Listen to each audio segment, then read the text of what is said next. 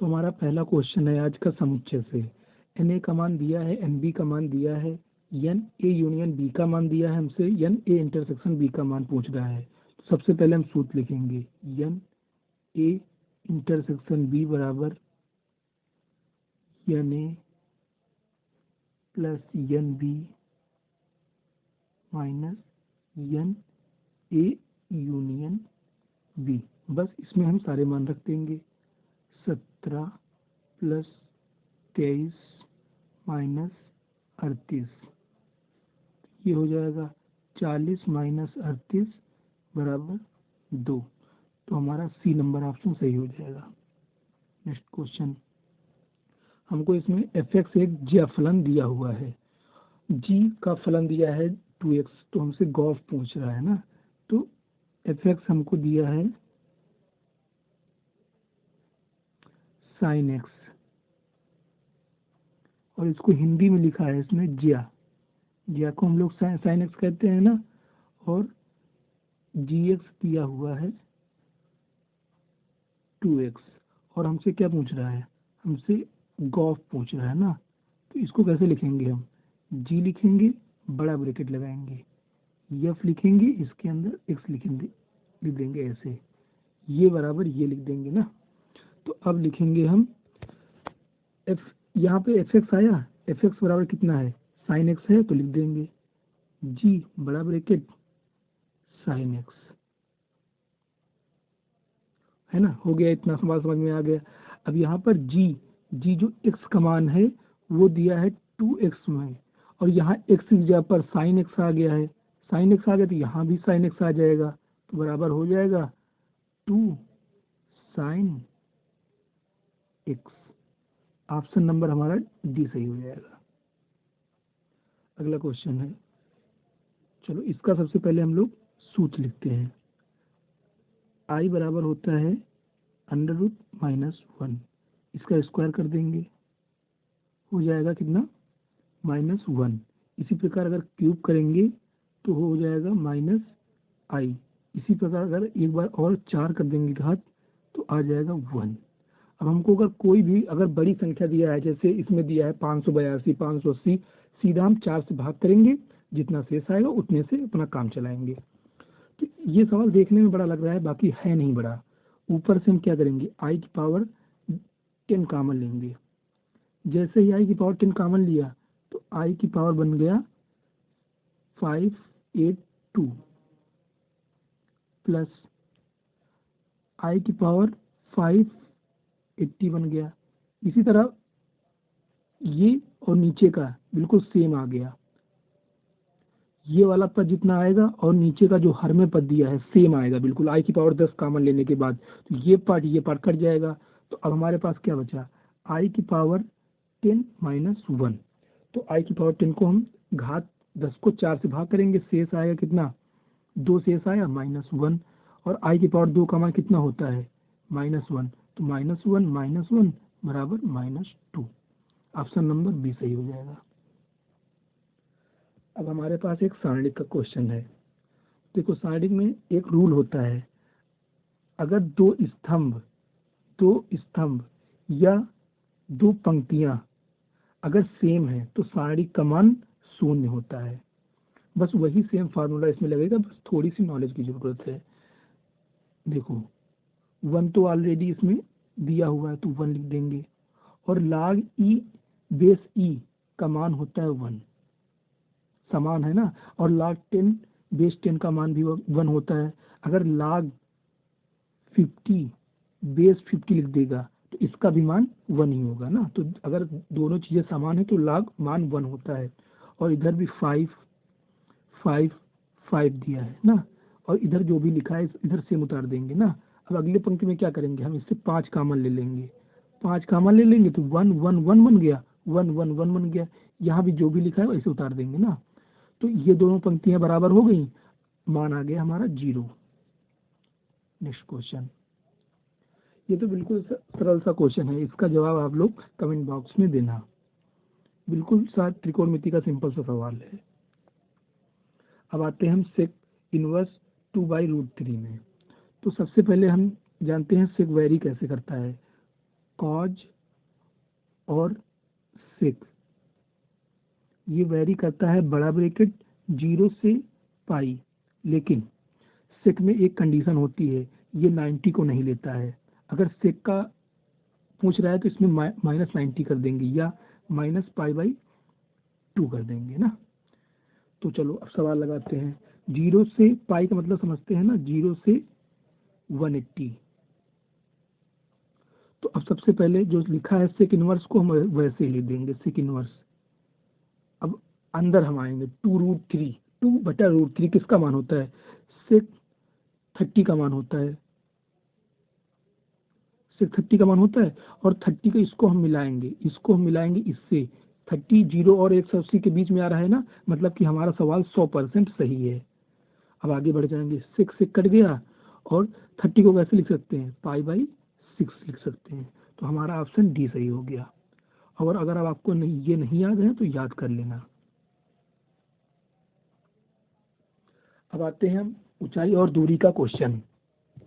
किसी दुर्ग को जाती हुई सड़क पर दुर्ग से 13.5 मीटर की दूरी पर स्थित किसी बिंदु से उसकी दीवार का उन्नयन कोण उसी सड़क पर स्थित 36 मीटर की दूरी पर देखे गए उन्नयन कोण का दोगुना है, तो दीवार की ऊंचाई होगी।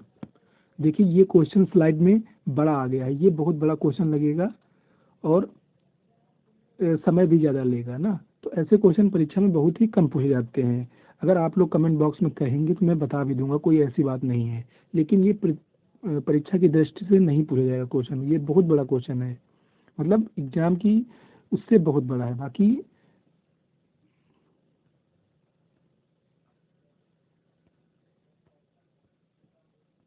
आप लोग एक बार ट्राई करना, ये सवाल लगा के देखना आता है कि नहीं आता। अगर आता है आपको तो कमेंट करना, मैं आपकी कमेंट को पिन कर दूंगा।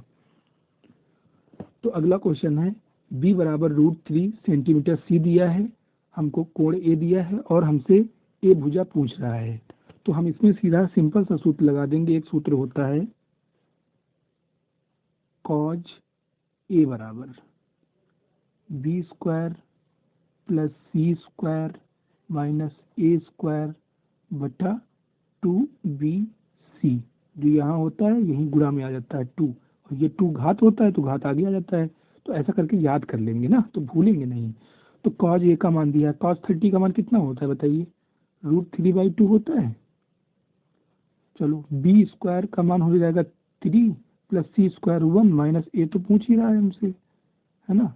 तो अब 2bc कर देंगे, तो 2 × √3 हो जाएगा, 2 2 कट जाएगा, इधर से ये 3 गुणा हो जाएगा, 3 बचेगा, ये इधर से 4 बचेगा -a²। तो a बराबर आ जाएगा 1। सी नंबर ऑप्शन सही हो जाएगा। अब अगला क्वेश्चन, दो समांतर रेखाओं के बीच की दूरी पूछ रहा है। तो इसका सूत्र होता है, लंबिक दूरी का सूत्र होता है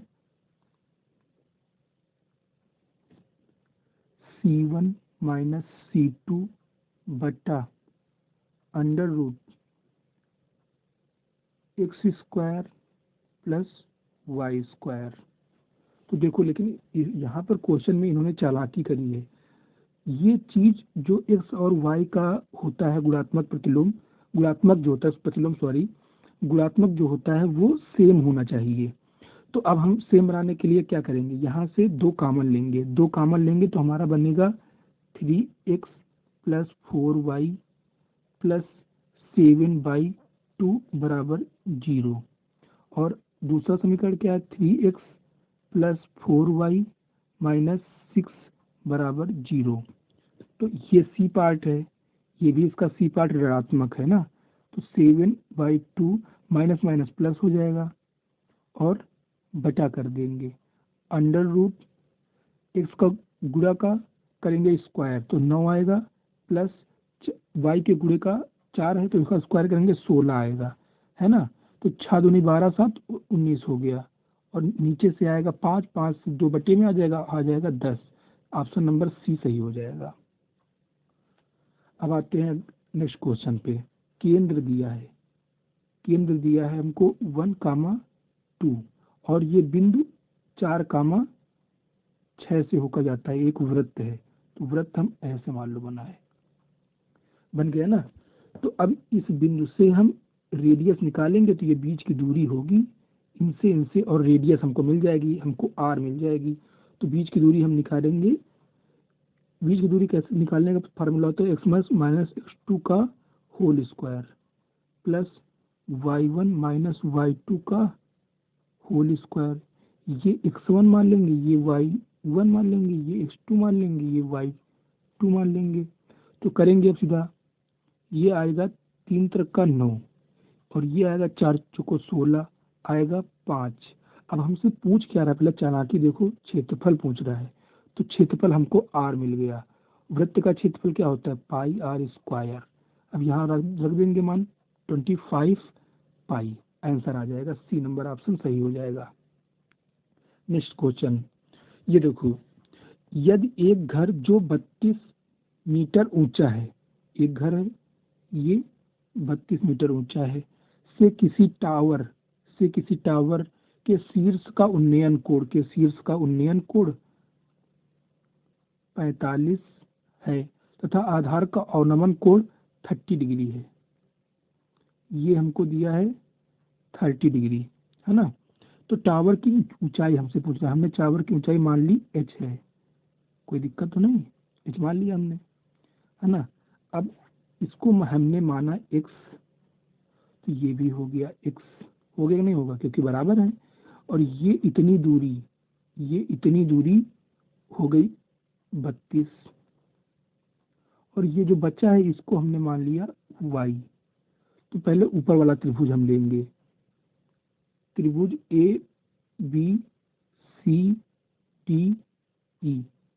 तो त्रिभुज हम ले रहे हैं ए बी सी से, तो tan 45 बराबर y बटा x। tan 45 का मान 1 होता है, तो x बराबर y आ जाएगा, समीकरण नंबर 1। अब हम त्रिभुज ले रहे हैं बी डी और ई, त्रिभुज बी डी ई।